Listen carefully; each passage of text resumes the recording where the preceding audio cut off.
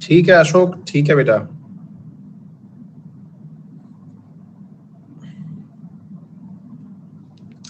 चलिए तो शुरू करते हैं आज के सेशन को। बैंकिंग चल रही थी, होपफुली आप सभी लोग जो है, हाँ, आरएनए वाला सेशन अभी ब्लॉक हो गया, चालू करवा रहे हैं उसको। इंटरनेशनल ओलंपिक कमेटी जो है वो गुस्सा हो गई है। वो मीरा भाई चानू वाला वीडियो हम यूज कर लिए थे ना,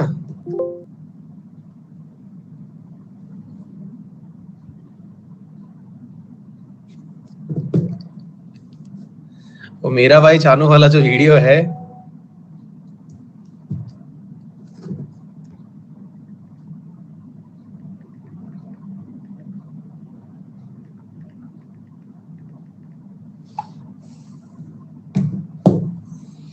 वो होता है, मतलब इनके साथ में ये दिक्कत होती है कि यदि आप कॉपीराइट वाला वीडियो यूज कर लेते हैं तो ये बुरा मान जाते हैं।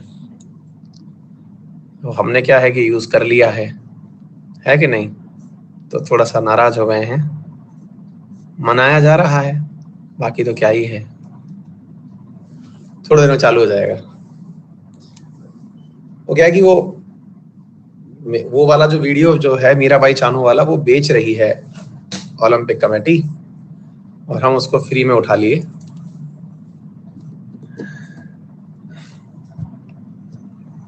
क्रेडिट देना भूल गए, ये होता है।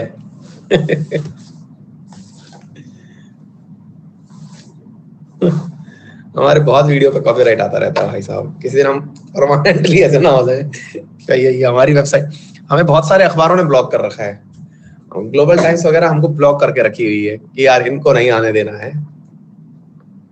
बहुत सारे इंटरनेशनल न्यूज़पेपर्स में ब्लॉक हुए हैं। ये यहाँ से न्यूज ले जाएगा और हमारे बारे में फिर चालू हो जाएगा। फिर आईडी ब्लॉक है, कई फर्जी आईडी बना ली, फिर फाइनली फिर दूसरे आईडी से करते हैं। अब हमारी टीम जो है वो आईडी बनाती रहती है, ये आईडी आएगी, ब्लॉक मारो इसको। आजकल ग्लोबल टाइम्स की खबर कहाँ खबर लेके आता हूँ मैं, आपने देखा नहीं है क्या? ब्लॉक है वहां पे। खैर कोई नहीं, चलिए तो शुरू करते हैं साथियों। आइए तो शुरू करते हैं। तो हमने आपसे कहा था बैंकिंग पढ़ेंगे हम लोग, और जितने भी विद्यार्थी नए हैं उन्हें हम बता दें कि हमारे सेशन में जो भी बातें आपको सीखनी हो, पूछनी हो क्लास के दौरान, पढ़ाने से संबंधित है तो क्लास में ही पूछ लीजिएगा, और अगर पढ़ाने से संबंधित नहीं है और फिर भी कोई डाउट है तो क्लास के अंत होने का इंतजार करिएगा, हम वहां पर आपको सारी बातें बता देंगे। जो भी आप में से नए विद्यार्थी हैं वो ये जान लें कि आप लोगों के लिए हमारे द्वारा जो कोर्सेज लिए जा रहे हैं, ये सारे कोर्सेज आप पुरानी वाली क्लासेस भी देख सकते हैं, नई वाली क्लासेस भी देख सकते हैं। कंसर्न ये है कि आपको देखना कैसे है ये समझ में आ जाए। इसके लिए आप क्या करिएगा, आप गूगल, यहाँ पर जहां से आप हैं वहां पर आपने अंकित अवस्थी तो सर्च कर ही लिया होगा, वहां पर आप इसे 3 पॉइंट पर जाकर के डाउनलोड करें। इसके बगल में 3 डॉट्स हैं, वहां पर क्लिक करेंगे तो डाउनलोड नाउ का ऑप्शन आ जाएगा, हमारा पूरा कंटेंट आपको डाउनलोड हो जाएगा। ठीक है बेटा, 2 चीजें हो गई। तीसरी चीज, इस पूरे कंटेंट के खत्म होने के बाद इसकी एक A4 जो है वो मैं आपको उपलब्ध करा। यूट्यूब वाली 8:30 बजे वाली क्लास होगी या नहीं होगी? यार एक्चुअली मुद्दा ये फंस रहा है कि 8:30 बजे तक कोई ना कोई क्लास ऐसी आ जा रही है जो कि मैं ऑलरेडी पहले वाली चला रहा होता हूँ, इसलिए उसके अंदर वो क्लास हो नहीं पा रही है। और मन तो है, मतलब बंद करने का मन तो 1% भी नहीं है ना। आज करते हैं उस क्लास को, क्योंकि मेरी पूरी टीम के सारे मेंबर जो है ना वो पेपर देने गए हुए थे कल MPPCS का। तो कल जब पेपर था MPPCS का तो वो लोग सब वहां बिजी थे, आज वो लोग वापसी कर रहे हैं, तो जो वर्क मैनेजमेंट है ना वो सारा गड़बड़ा रहा था, तो आज से मैनेज हो जाएंगी चीजें, तो हम आज से कर लेंगे। ठीक है, चलिए आइए। बैंक रेट, बैंक रेट क्या है, मार्जिनल स्टैंडिंग फैसिलिटी क्या है, और रेपो रेट क्या है, रिवर्स रेपो रेट क्या है, ये सब बातें मैंने आप लोगों को इससे पहले वाले सेशन में बढ़िया तरीके से सिखा दी है। उम्मीद है आप लोगों को यहाँ तक किसी भी प्रकार की दिक्कत अभी तक तो नहीं होगी। अगर कुछ भी है तो आप मुझे बताएं ताकि हम आगे की तरफ चलना शुरू करें। बताइए, किसी को भी इस वाले सेशन में जो भी हमने सवाल पूछे थे कोई दिक्कत हो तो बताएं।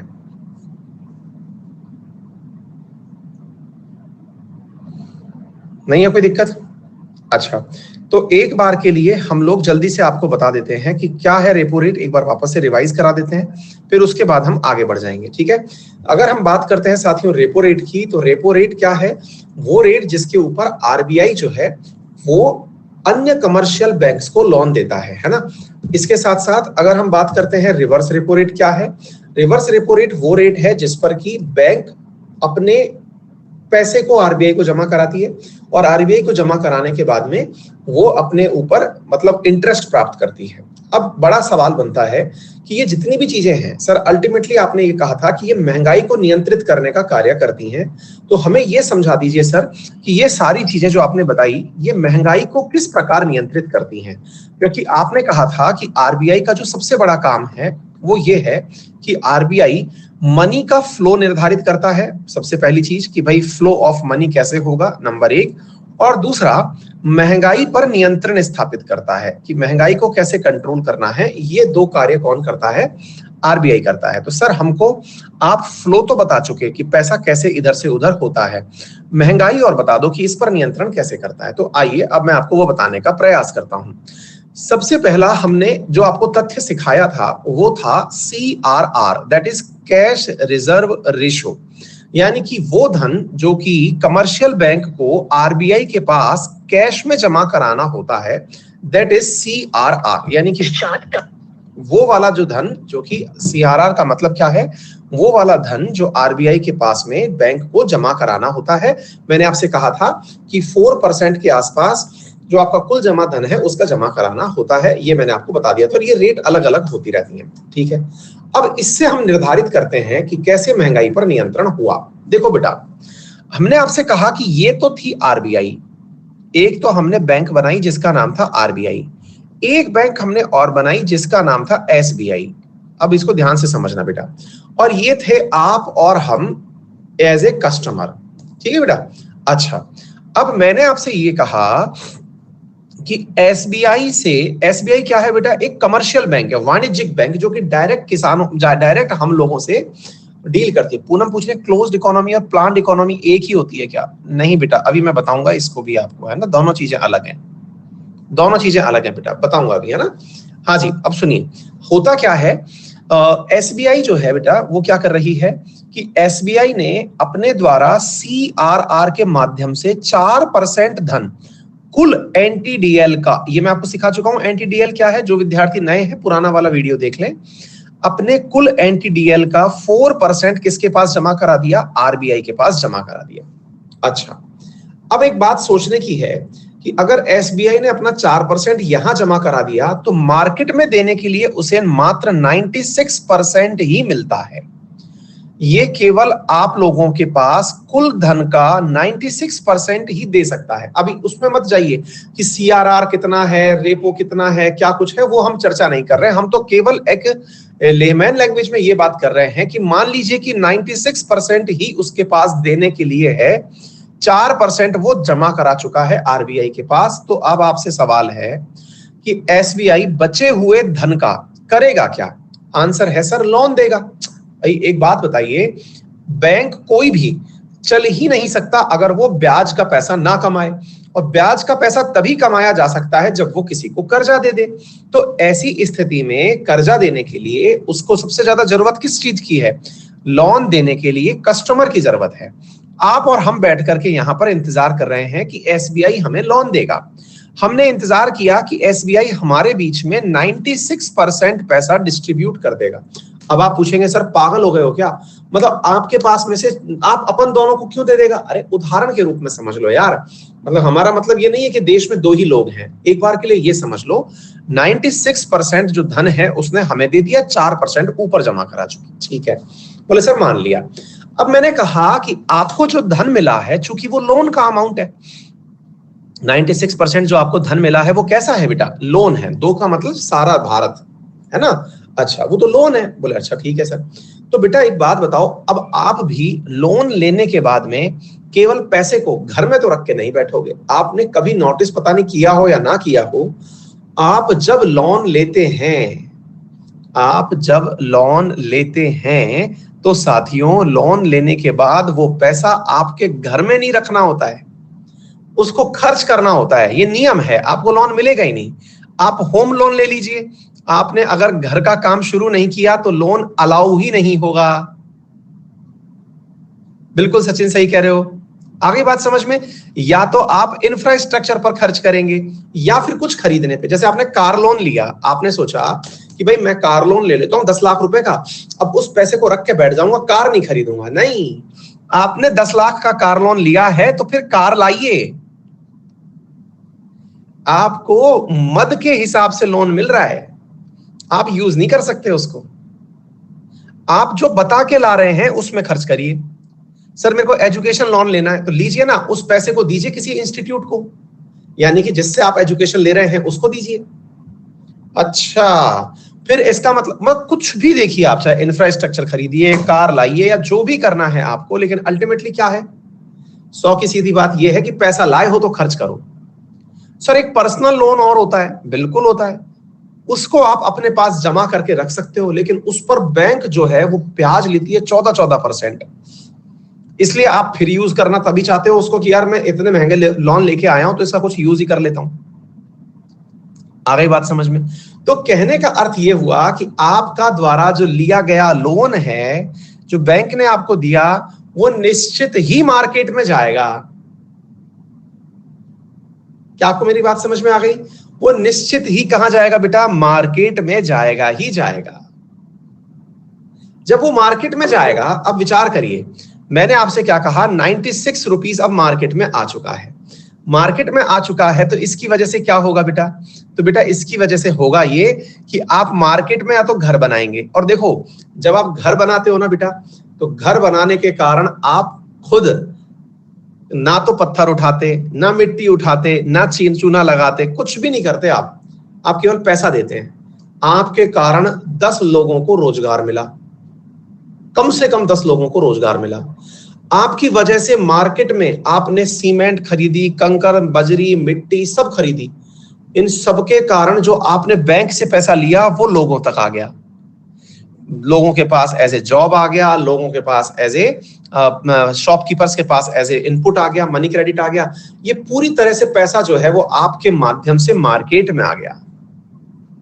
मतलब लोन आपको दिया जा रहा है, लेकिन वास्तविकता में वो सरकार लोन देने के लिए तो आपको केवल बहाना बना रही है, वो तो जनता तक पैसा पहुंचाना चाहती है।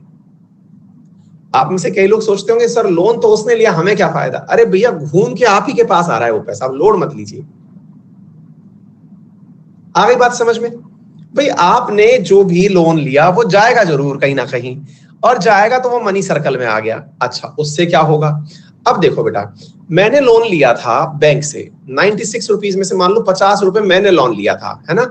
50 का मतलब 50 करोड़ निकाल लो, 50 अरब निकाल लो, जो भी मैंने कहा कि इतना लोन लिया था मैंने, ठीक है, 50 लाख निकाल लो, मैंने लोन ले लिया। अब मैंने ये लोन निकाल लिया तो इसके बाद में अब इस पैसे का क्या करूंगा? मैं इस पैसे को खर्च करूंगा।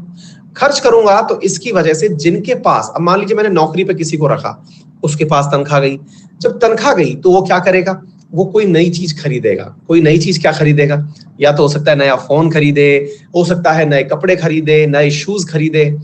अब अचानक अगर सरकार ने 96, मतलब सोच के देखिए, बैंक के पास कुल 100 रुपए थे, उसने 96 रुपए मार्केट में दे दिए, तो भाई ये 96 रुपया मार्केट में आ गया। अब इतना तो माल ही नहीं था मार्केट में जितना पैसा लोगों के पास आ गया, और पैसा तो खर्च करना है। हाँ भैया, मैं एसएलआर, रेपो वेपो कुछ बता नहीं रहा हूं, अभी केवल इतना कह रहा हूं कि ये एक प्रोसेस है ना, 96% खर्च किया जाएगा। अब पैसा तो ज्यादा आ गया, लोगों के पास सामान ही नहीं है बेचने के लिए। इस वजह से क्या हुआ? इस वजह से महंगाई बढ़ने लगी। अब आप पूछेंगे सर महंगाई बढ़ने लगी? हमने कहा हाँ। क्यों? बोले मान लीजिए कि 10 लोग थे जिन्हें लैपटॉप चाहिए था, और अभी आपको मैं बताऊं, आप खुद ने इस चीज को फील किया होगा।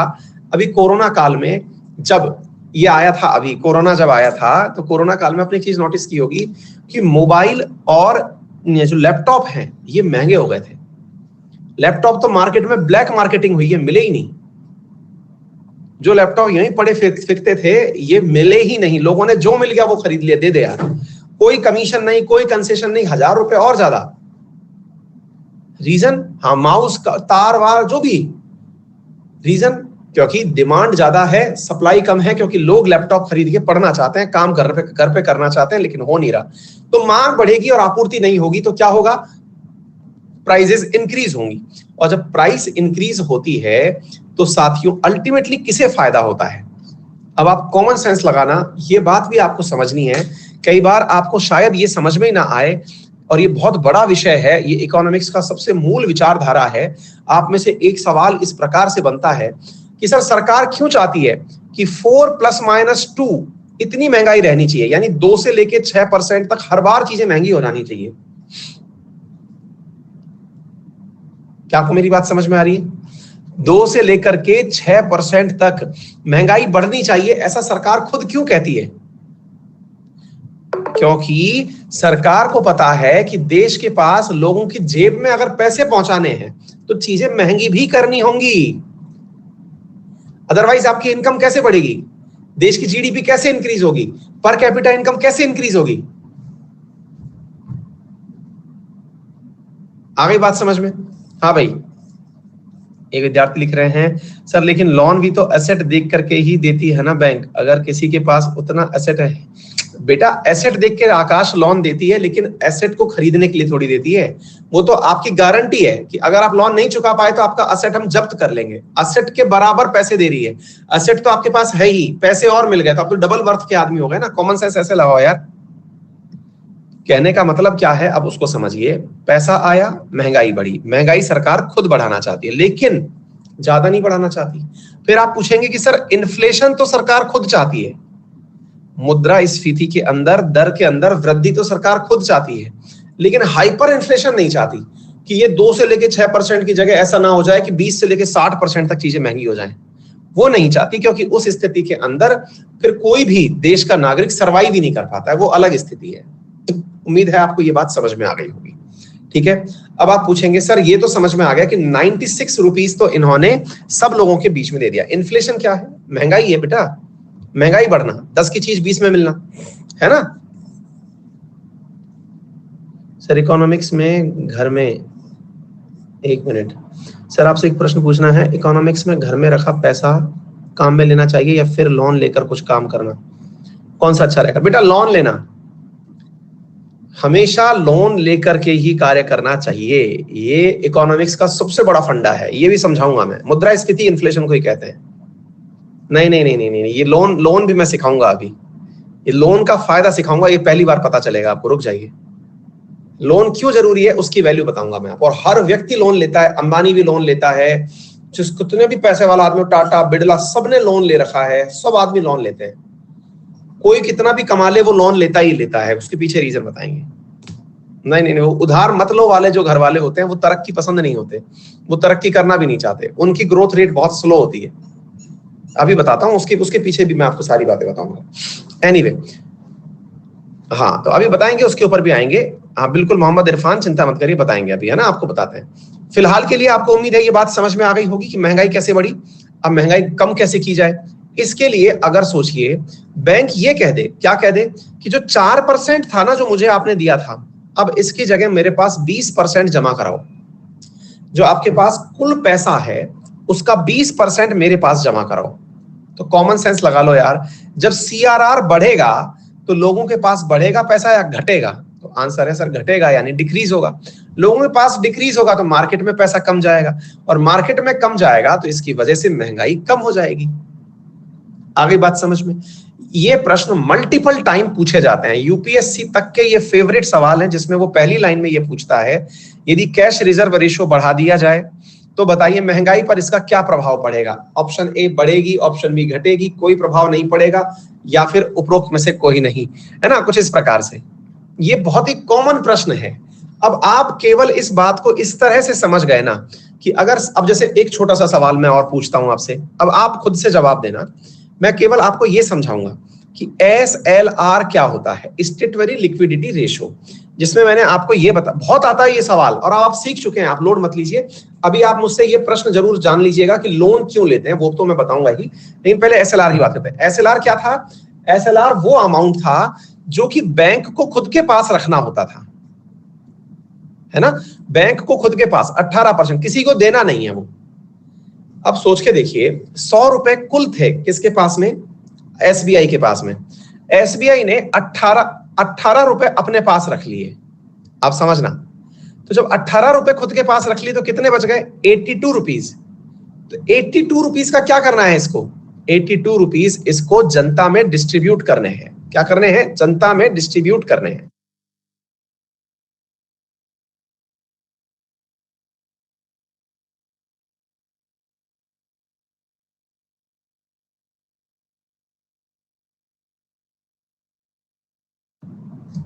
क्लियर?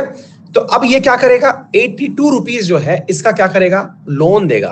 अब 82 रुपीज का जब ये लोन देगा तो फिर आपसे सोचा जा रहा है, सवाल पूछा जा रहा है कि बताइए 82 रुपीज लोन दिया जाए तो महंगाई बढ़ सकती है, या फिर 70 रुपीज लोन दिया जाए तो महंगाई बढ़ सकती है? अब कॉमन सेंस लगाना। मैं आपसे सीधा सा सवाल ये पूछ रहा हूं, 82 रुपीज में दूंगा तो महंगाई बढ़ेगी, या 70 रुपए मार्केट में दूंगा तो महंगाई बढ़ेगी? कॉमन सेंस लगाओ। आ गई बात समझ में? अल्टीमेटली सारा गेम किस चीज का है? डिमांड एंड सप्लाई का गेम है। डिमांड एंड सप्लाई का गेम है।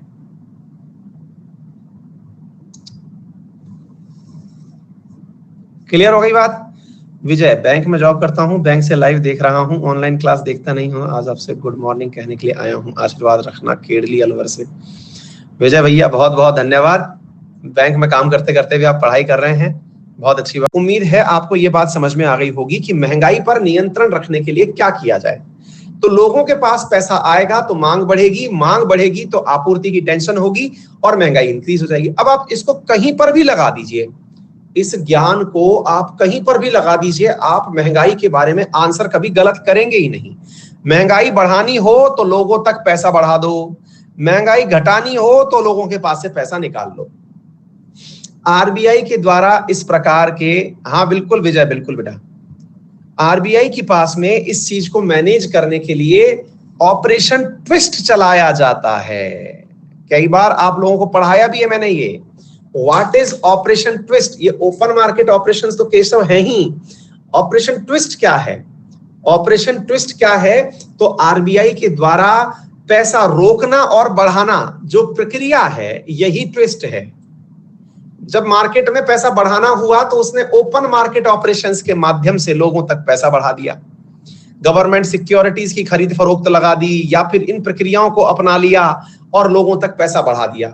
जब घटाने की बारी आई तो उसने तुरंत गवर्नमेंट सिक्योरिटी रिलीज कर दी। जैसे देखिए, एसएलआर वगैरह सामान्यतया नहीं बढ़ाए जाते। आरबीआई इससे भी ऊपर एक काम करती है, और वो क्या काम करती है अब वो सुनिए। आरबीआई कई बार इस प्रकार के कारनामे करती है। बोले ठीक है बेटा, तुम सीआरआर, एसएलआर, ये सब चीजें तो समझ में आ गया कि तुम्हारी महंगाई पर नियंत्रण रखते हैं। अब एक काम और करते हैं, चलो मैं अब आरबीआई होने के नाम पर अपनी हर बैंक से एक लाइन बोलता हूं। क्या बोलता हूं? कि सुनो सुनो सुनो एसबीआई वालों सुनो। बोले क्या सर? बोले बेटे बात ऐसी है कि तुम्हारे पास कितना रुपया है लोन देने के लिए लोगों को? बोले सर 80 रुपए हैं। बोले बहुत बढ़िया, 80 रुपए हैं। एक बार नंबर उदाहरण ले लीजिए, मतलब 100 में से 80 बचे हैं ऐसे समझ लीजिए, और छोड़िए 80 क्यों बचे हैं? 4 + 18 22 तो दे दिए इसने, 4 सीआरआर में दे दिए, 18 एसएलआर में दे दिए, 22 जमा है, 78 रुपए हैं। यो समझो आप, बैंक के पास कुल कितने रुपए हैं? 78 रुपए हैं इस समय लोन देने के लिए। बोले बहुत बढ़िया बेटा। हाँ भाई, जिनको नहीं पता है, जो लास्ट क्लास में नहीं थे, उन्हें मैं बता दूं, बैंक को 4 रुपया 100 में से किसके पास रखना होता है? आरबीआई के पास, और 18 रुपया अपने पास कुल धन का हमेशा रखना होता है, जिसे वो कभी भी लोन पर नहीं देगा, है ना। ये सीआरआर और एसएलआर है। अब कुल 78 रुपया इसको देना है। किसको देना है? बैंक को, यानी एसबीआई को अपन के बीच में बांटना है। बोले ठीक है। अब सरकार को पता चला कि यदि ये 78 भी बांट दिए तो भी महंगाई आएगी। अब आप पूछेंगे कैसे आ जाएगी सर? ये बात बहुत जबरदस्त है, आपको समझना चाहिए। सरकार ने, अब एक बात समझना, बहुत जबरदस्त बात है, सीआरआर और एसएलआर इनके अंदर कोई परिवर्तन नहीं किया पहले भी, यानी कि लॉकडाउन से पहले भी। अब ध्यान से समझना, लॉकडाउन से पहले की अगर मैं बात करूं, लॉकडाउन से पहले भी सरकार के पास 78 रुपए थे, और लॉकडाउन में भी 78 रुपए ही थे, मतलब एसबीआई के पास। बात समझ में आ गई बात? पहले भी 78 थे, अभी भी 78 थे, फिर भी महंगाई बढ़ रही थी। फिर भी क्या हो रहा था? महंगाई बढ़ रही थी। और तो और इस महंगाई को रोकने के लिए इस 78 को भी कंट्रोल किया आरबीआई ने और ऑपरेशन ट्विस्ट चला दिया। अब ऑपरेशन ट्विस्ट क्या है वो सिखाऊंगा। अब कई लोग कहेंगे सर इस समय डिमांड ज्यादा थी। नहीं बेटा, दुकानें बंद थी और क्या बोलते हैं, लोगों की कमाई रुकी हुई थी, तब भी महंगाई क्यों बढ़ रही थी? जिगजैग। डिमांड ज्यादा थी, नरेश कह रहे हैं। नहीं, क्योंकि महंगाई बढ़ने के लिए केवल और केवल एक ही चीज जिम्मेदार नहीं होती है, एक और चीज जिम्मेदार होती है। क्या?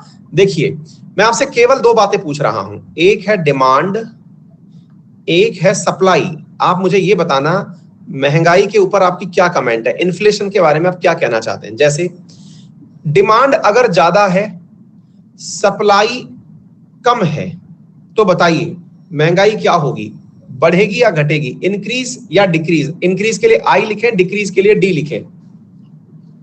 इंक्रीज होगी। ये बात हमको समझ में आ गई, सबको समझ में आ गई। भाई डिमांड ज्यादा है, 100 लोग चाहते हैं, सप्लाई कम है, ऐसा हो गया। लेकिन मुसीबत ये है कि सप्लाई केवल इसलिए कम हो कि सरकार, मतलब डिमांड अचानक बढ़ गई हो इसलिए सप्लाई कम है, या फिर डिमांड तो उतनी ही बनी हुई है और तो और डिमांड घट भी गई है, लेकिन फिर भी महंगाई बढ़ रही है। ऐसा क्यों हो रहा है? क्योंकि उसके मुकाबले सप्लाई और कम हो गई है। फिर से समझिए, हमें यह पता है डिमांड ज्यादा सप्लाई कम तो महंगाई बढ़ेगी, लेकिन मैं ये बोल रहा हूं कि लास्ट टाइम, अब इसको ऐसे समझिए, एक उदाहरण के माध्यम से समझिए। एग्जाम्पल ये है, मैं ये कह रहा हूं कि दिसंबर 2019 में जब कोरोना नहीं था, मतलब इंडिया में नहीं था, उस समय भारत, मतलब मेरे शहर में 1000 जीन्स की पैंट बिकती थी। एक बार ऐसे समझते हैं, जीन्स बिकती थी 1000, ठीक है, लेकिन दुकान वालों के पास में 900 ही जीन्स हुआ करती थी, शॉप के पास। इसलिए अलवर शहर में दुकानदार जो है 900 ही पैंट हुआ करती थी। डिमांड कितनी थी? 1000 की थी। अवेलेबल कितनी थी? 900 ही थी। इस चक्कर में दुकानदारों ने क्या किया, इसके भाव बढ़ा दिए। किसके? जीन्स के दाम बढ़ा दिए। क्यों बढ़ा दिए? बोले ताकि 1000 जीन्स की रिक्वायरमेंट जो है वो उन्हीं को मिले जिनके पास पैसा हो। आ गई बात समझ में? और इसके लिए हुआ भी यही, लोगों ने जिनके पास पैसा था उन्हीं ने इसको खरीदा, यानी जीन्स बिकी महंगी। ये 2019 की खबर है, मैं एक बार समझाने के लिए ले रहा हूं, ठीक है? अच्छा, अर्थात यहां पर कंडीशन क्या कहती है? महंगाई बढ़ी। क्यों बढ़ी? क्योंकि डिमांड ज्यादा थी। किससे? सप्लाई से। अच्छा, अब केस नंबर 2 बात करता हूं मैं दिसंबर 2020 की, जब कोरोना था। दिसंबर 2020 की जब कोरोना था, अब इसके बारे में बात करते हैं। इस समय क्या हुआ? अब ध्यान से सुनना। यहां पर केस ये हुआ कि जो जीन्स थी ना, जो जीन्स थी वो 1000 जीन्स जो थी, इसकी डिमांड जो थी वो मात्र 500 की रह गई। 500 जीन्स लोग चाहते थे, बस। लोग 1000 जीन्स चाहते ही नहीं थे।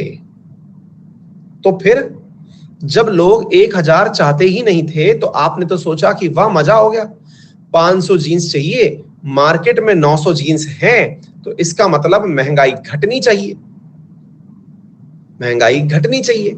लेकिन हुआ क्या भाई साहब? ये जो 900 है, ये 900 जो अवेलेबल थे कभी लॉकडाउन से पहले, लॉकडाउन में ये घट करके 300 ही रह गए।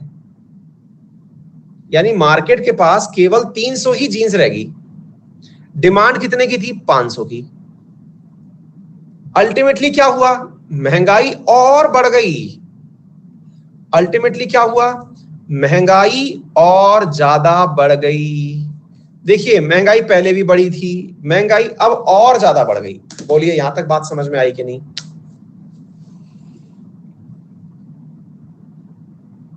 फिर आप पूछेंगे तो क्या बुराई है इसमें? इसमें भी तो सर डिमांड ज्यादा है, इसमें भी तो डिमांड ज्यादा है, सप्लाई कम है, तो इसमें बुराई क्या है? अच्छी बात है सर, ये तो महंगाई बढ़ तो रही है ना, सरकार तो चाहती है महंगाई बढ़ना। यहां पर 1000 के मुकाबले 900 थे, यहां 500 के मुकाबले 300 हैं, तो ज्यादा अच्छी बात है सर, कोई बात नहीं। मैंने कहा भाई आप ये नोटिस नहीं कर रहे कि ये अच्छी बात नहीं है। बोले क्यों नहीं है? मैंने कहा बेटा ओवरऑल टर्नओवर घट गया, ओवरऑल डिमांड घट गई, ओवरऑल जीडीपी नीचे आ गई। महंगाई बढ़ी लेकिन जीडीपी फिर भी नीचे आ गई, क्योंकि जीडीपी है क्या? एक साल के भीतर, एक देश की बाउंड्री के भीतर पैदा किए गए गुड्स यानी सामान की वैल्यू। तो जीडीपी गिरी क्यों? आपने कई बार अखबार में यह सुना कि भारत की जीडीपी ग्रोथ जो है वो नेगेटिव में चली गई, जीडीपी ग्रोथ नेगेटिव में चली गई, लेकिन महंगाई बढ़ गई। तो पेपर में सवाल बनता है कि महंगाई बढ़ी फिर भी जीडीपी क्यों गिर गई? तो आंसर है कि महंगाई बढ़ना ही इस चीज का प्रमाण नहीं है क्या देश तरक्की कर रहा है। जी, महंगाई तभी बढ़े जब जीडीपी इंक्रीज हो तो देश की ग्रोथ होती है। एक ऐसी महंगाई हो जिसमें, अब इसका रिवर्स सोचिए, काश ऐसा होता जहां 1000 जीन्स की जरूरत थी वहां 2000 जीन्स की डिमांड होती, भले ही 1800 बन पाते, अरे भले ही 1500 बन पाते, लेकिन ये फायदेमंद होता, डिमांड इंक्रीज हो गई। सप्लाई पुराने के मुकाबले तो बढ़ गई ना, पुराने के मुकाबले डिमांड भी बढ़ गई ना, देश बड़ा हो गया, प्रोडक्शन बढ़ाना पड़ेगा, देश में रोजगार के अवसर आएंगे। लेकिन जरा सोच के देखिए, जहां 1000 जीन्स लास्ट टाइम खरीदने के लोग थे, आज 500 ही खरीदने वाले लोग हैं, तो बने बनाए धंधे बंद हो जाएंगे, लोग धंधे पानी बंद करके घर चले जाएंगे। अरे बोलो, समझ में आया कि नहीं? तो देश के लिए अच्छा क्या है? महंगाई अच्छी है, लेकिन कब? जब जीडीपी ग्रोथ अच्छी हो। बहुत बड़ा कंसेप्ट है। किससे निकल के आता है ये? डिमांड एंड सप्लाई से निकल करके आया हुआ कंसेप्ट है। आप इसे कहीं भी यूज करिए, सक्सेसफुल रहेंगे। आ गई बात समझ में? तो जीडीपी और महंगाई की कहानी क्लियर हो गई, डन है। और बताइए, और क्या कुछ कहने वाला था मैं इसी के अंदर, महंगाई और जीडीपी बताइए। ठीक इसी प्रकार से अब हाँ, ऑपरेशन ट्विस्ट लास्ट में सुन लीजिए। तो सरकार ने क्या किया, अब सुनिए, सरकार ने फिर क्या किया।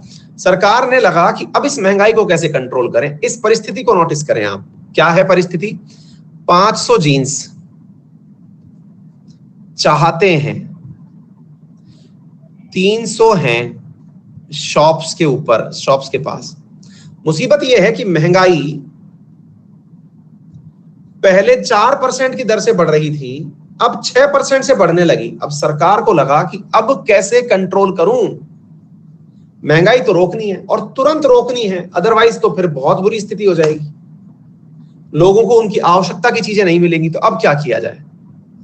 एक विद्यार्थी कह रहे हैं मनी और दे दी जाए। नहीं बेटा, मनी और दे दी जाए तो फिर हालत खराब हो जाएगी, 500 की जगह डिमांड 600 की आ जाएगी, लेकिन प्रोडक्शन नहीं है क्योंकि ऑफिसेस बंद पड़े हुए हैं कोरोना काल में। तो फिर आरबीआई ने एक फिरकी फेंकी। क्या फिरकी फेंकी? आरबीआई ने कहा एक काम करते हैं, हम लोग गवर्नमेंट सिक्योरिटी बेचना शुरू करते हैं। अब आप पूछेंगे ये गवर्नमेंट सिक्योरिटी बेचना शुरू क्यों कर रही है आरबीआई? आरबीआई ने इसलिए बेचना शुरू किया ताकि एसबीआई जो अपना 78% अभी देने वाला था, किसको देने वाला था? एसबीआई जो अपना 78% अभी देने वाला था, किसको? लोन को। अब वो 78% जनता में नहीं बांटेगा, तो वो क्या करेगा? वो सोचेगा कि यार 15% के आसपास की तो चल मैं अपने लिए गवर्नमेंट सिक्योरिटी परचेज कर लेता हूं, क्योंकि कोरोना है, पता नहीं लोग पैसे लौटा पाएंगे या नहीं, कहीं पैसा डूब ना जाए, इसलिए चल सुरक्षित इन्वेस्टमेंट कर देते हैं। एसबीआई ने क्या सोचा? पैसा डूब ना जाए, इसलिए चलो इस पैसे को सुरक्षित रूप से इन्वेस्ट कर देते हैं।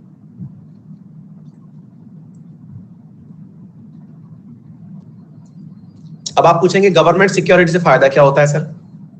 अरे यार, गवर्नमेंट सिक्योरिटी पे आरबीआई कह रही है चिंता मत करो, 4% का ब्याज तो मैं वैसे ही दूंगा।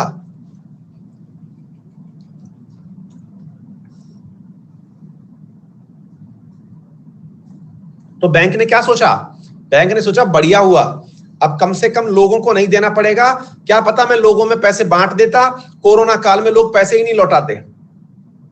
तो ऐसी स्थिति में अब एक काम करते हैं, अपन इस पैसे को सरकार के पास जमा कर देते हैं और वहां से इस पे ब्याज खा लेते हैं। आ गई बात समझ में? तो गवर्नमेंट सिक्योरिटी खरीद के बैंक एसबीआई ने अपना पैसा आरबीआई को दे दिया कि सर ये लो अपने पास पैसा। तो मुझे ये बताओ, अगर इसने अपना 18% के आसपास धन गवर्नमेंट सिक्योरिटी में लगा दिया तो मार्केट के लिए कितना रुपया बचा? अब 60 रुपया। और दादा जब मार्केट के लिए 60 रुपया बचा है तो आप मुझे ये बताओ कि ये डिमांड बढ़ाएगा या घटाएगा?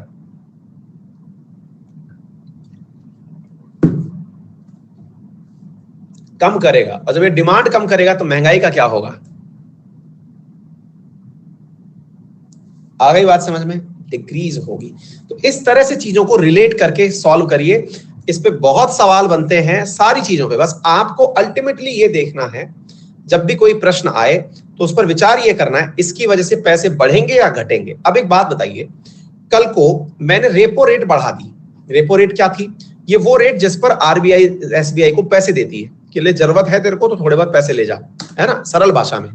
अगर रेपो रेट बढ़ा दी तो मुझे ये बताओ कि बैंक भी जनता को जब पैसे देगी तो कम इंटरेस्ट रेट पर देगी कि ज्यादा पे देगी? कॉमन सेंस लगाओ। अगर मैंने ये कहा कि आरबीआई ने एसबीआई को पैसे दिए 4% ब्याज पे और आरबीआई कहती है कि अब मैंने ये 4 की जगह 5% कर दिए बेटे, तो अब क्या करेगी बैंक? अब जहां पर बैंक पहले 6% पर ब्याज दे रही थी, अब बैंक उसको 7% कर देगी, रेट इंक्रीज कर देगी। रेट इंक्रीज कर देगी तो क्या होगा? जनता जो है वो उस पैसे का खरीद फरोख्त नहीं करेगी, लेगी नहीं। ज्यादा ब्याज पे क्यों ले, जब कम होगा तब ले लेंगे। तो इस वजह से महंगाई कंट्रोल में आ सकती है क्योंकि डिमांड कंट्रोल में आ जाएगी। बोलिए, यहां तक कोई भी दिक्कत हो तो बताएं। तो रेपो बढ़ा दो, महंगाई घटा दो। आ गई बात समझ में? रिवर्स रेपो बढ़ा दो। अब रिवर्स रेपो में क्या होता है? रिवर्स रेपो के अंदर अब आप क्या कर रहे हो, वो परसेंटेज बढ़ा रहे हो जिसपे कि बैंक आपके पास पैसा जमा करा रही है, यानी एसबीआई पैसे जमा करा रही है। आपने रिवर्स रेपो बढ़ा दिया तो उससे पैसा आपने मार्केट में रोक लिया। मार्केट को चाहिए क्या? कॉमन सेंस इतना सा समझो, अल्टीमेटली मार्केट को चाहिए क्या? मार्केट को चाहिए पैसा। मार्केट को पैसा पहुंचाने का तरीका आरबीआई को क्या पता है? कम ब्याज पर पैसा उपलब्ध कराऊंगा सामने वाली पार्टी को तो ये ज्यादा बांटेगा, ज्यादा ब्याज पर उपलब्ध कराऊंगा तो ये कम बांटेगा। खत्म बात। सारी बातों में एक ही कहानी है कि आपने कितने ब्याज पर चीजें उपलब्ध कराई। हर जगह आप इसे जोड़ सकते हैं। ठीक है, तो उम्मीद है बैंकिंग अब अच्छे से समझ में आ गई है। इसके अलावा जो भी बातें वो फैक्चुअल डेटा चीजें हैं। अगर किसी को कोई डाउट है तो बताएं। इसमें जो भी डेटा दिया हुआ है वो फैक्चुअल है, उसको आप पढ़ लीजिएगा। बाकी ये सारी चीजें याद कर लेना, कितना रेट चल रहा है, क्या कुछ चल रहा है।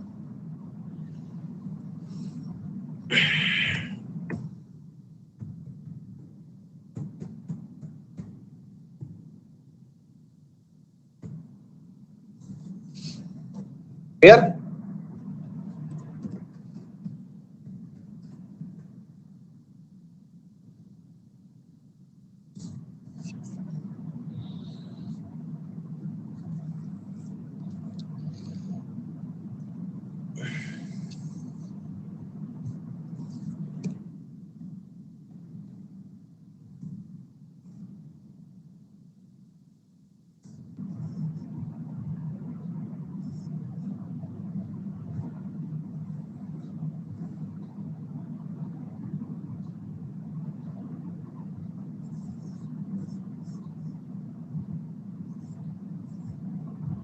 क्लियर?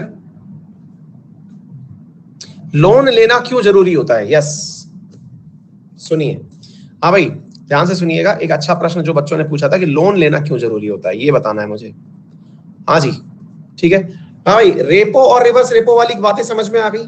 वो सारी की सारी जो चीजें हैं वो आती हैं आपकी ओपन मार्केट ऑपरेशंस में।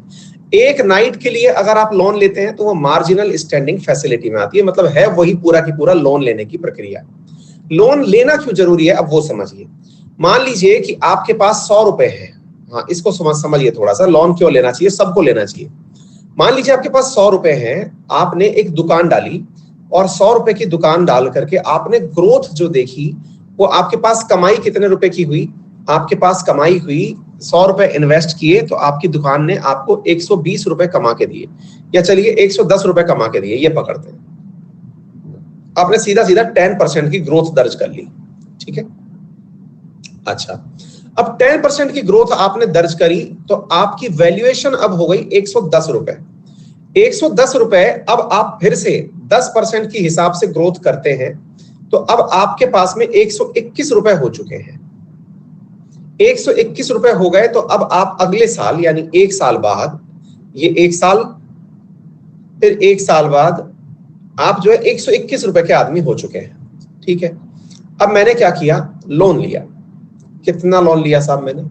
मैंने 100 रुपए का लोन और ले लिया। अब ध्यान से सुनना, अगर मैंने 100 रुपए का लोन लिया तो मैंने यहां पर ये रुपए कितने बना लिए? 100 और 100 200 बना लिए। 200 बना लिए तो अब मैंने क्या किया, इस 200 रुपए के ऊपर एक साल के अंदर 10% की ही ग्रोथ करी। 10% की ग्रोथ करी तो भाई साहब मुझे ये 220 रुपए मिल गए। अब आप पूछेंगे सर जो आपने लोन लिया है ये लोन जो है वो आपको कितना ग्रोथ दिया? मैंने कहा 10%। मैंने कहा अच्छा, तो फिर तो कोई फायदा ही नहीं है ना सर, वो तो बात वही होगी। मैंने कहा नहीं, बात अलग है, क्योंकि लोन मैंने लिया था 5% ब्याज पे।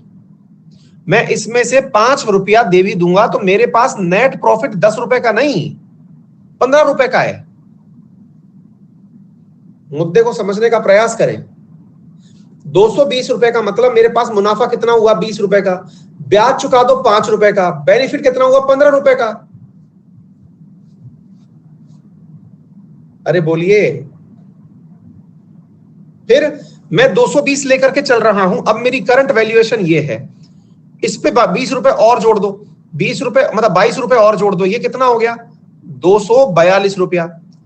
मैंने 42 रुपए का मार्जिन कमा लिया अब तक बेस मनी के ऊपर। अब मैं 5% पहले दे चुका, 5% अब दे दिया। मैं कह रहा हूं कि इसमें से मैंने 5% पहले दे दिया था, 5% अब दे दिया, तब भी मैं नेट प्रॉफिट में 30 रुपए कह रहा हूं। मैं अभी तक तो 21 रुपए के बेनिफिट पे आ रहा था, मेरा बेनिफिट बढ़ गया। सिंपल मैथमेटिक्स है। राजकमल कह रहे हैं कि ये क्लियर नहीं हो रहा है। अरे भाई क्लियर कैसे होगा, इसको ऐसे समझिए। एक मिनट रुकिए, एक मिनट। अच्छा, आप ब्याज का पहले पॉइंट हटाइए, एक बार के लिए ब्याज का पॉइंट हटाइए। ये सोचिए ये है ही नहीं कोई चीज। मैंने 100 रुपए आपसे लिए, 100 रुपए आपसे लिए तो मेरे पास 200 रुपए हो गए। मैं 10% की ग्रोथ से ही चल रहा था। 10% का मतलब निकालना तो आता है ना, 200 का 10% 20 रुपए होता है, तो 220 रुपए हो गए मेरे पास। अब 200 रुपए लेके चला था, 220 हो गए।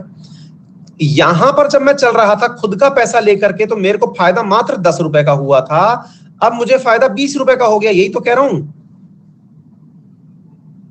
20 रुपए का मेरे पास फायदा हो चुका है।